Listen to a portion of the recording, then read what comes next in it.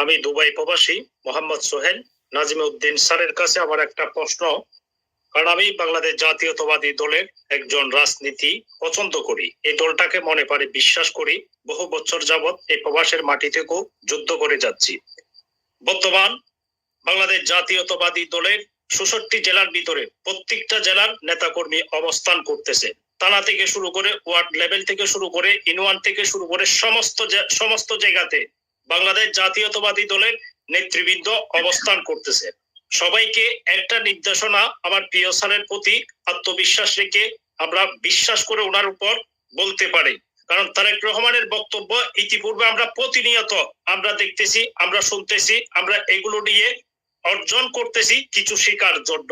বাংলাদেশে যে সমস্ত জেলাগুলোতে যে সমস্ত দায়িত্বপ্রাপ্ত নেতাকর্মীরা আছে তাদের কাজটা কি হতে পারে, অনুপ্রবেশকারীদেরকে কি জন্য দলে জায়গা দেওয়া হচ্ছে, পিঠ বাঁচানোর জন্য আত্মীয় স্বজন ডেকে এবং পিঠ বাঁচানোর জন্য খুনি হাসিনার দোসরদেরকে কি জন্য জায়গা দেওয়া হবে।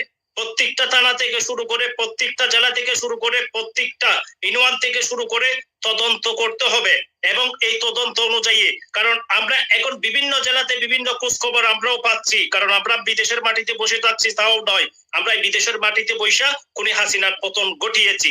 রেমিটেন্স শাটডাউন শুধু এমনিতে দিই নাই, বাংলাদেশ জাতীয়তাবাদী দলের রাজনীতি পছন্দ করতেছি, এই দলের ইমেজ যেন পূর্ণ না হয় সেটার জন্য আমরা এখন যুদ্ধ করে যাচ্ছি। তো নাজিমউদ্দিন স্যারের প্রতি আবারও বিশ্বাস রেখে বলতেছি, আপনারা একটাই নির্দেশনা দেন, এই মুহূর্তে নতুন ভাবে যারাই কমিটিতে প্রবেশ করতেছে বা কমিটিতে জায়গা দিচ্ছে তাদেরকে সতর্ক করে দেন, বাংলাদেশ জাতীয়তাবাদী দলের ত্যাগী কর্মী এবং তৃণমূল পর্যায় এবং প্রতিবাদ থেকে শুরু করে কোনো ব্যক্তি অনুপ্রবেশকারীদেরকে জায়গা দেওয়া হবে না, কমিটিতে জায়গা দেওয়া হবে না। আর যারাই সাদাবাজি করতেছে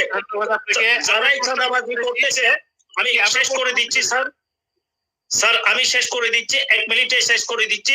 যারাই চাঁদাবাজি করতেছে ওই জেলার থানার ওই জেলা থেকে শুরু করে ইউনিয়ন থেকে শুরু করে এবং থানা থেকে শুরু করে ওই সমস্ত দায়িত্বপ্রাপ্ত যারাই আছে তাদেরকে সবাইকে নির্দেশনা দেন, দলের নাম ভাঙিয়ে যারাই এই ধরনের সহিংসতা পরিচয় দিয়ে সহিংসতার প্রতিহিংসার সাথে লিপ্ত হবে ওই জায়গায় ওই লোককে বেঁধে পুলিশের হাতে দেওয়া হোক, এটা তারেক রহমানের বক্তব্য। এই বক্তব্য আপনারা প্রত্যেকটা জেলার নেতা কর্মীকে কিন্তু গ্রহণ করে নিতে হবে। ধন্যবাদ। আমি মোহাম্মদ সোহেল চমৎকার প্রশ্ন রেখেছেন এবং তাকে ধন্যবাদ জানাই। এবং তারা আসলেই রেমিটেন্স যোদ্ধা, স্বাভাবিক, খুবই স্বাভাবিক, এটা মেনে নেওয়ার কথা না, এটা আমরা কেউ মানতে পারি না। আমাদের ভারপ্রাপ্ত চেয়ারম্যান জনাব তারেক রহমান এগুলো প্রত্যেকটা জায়গায় প্রত্যেকটা বক্তব্য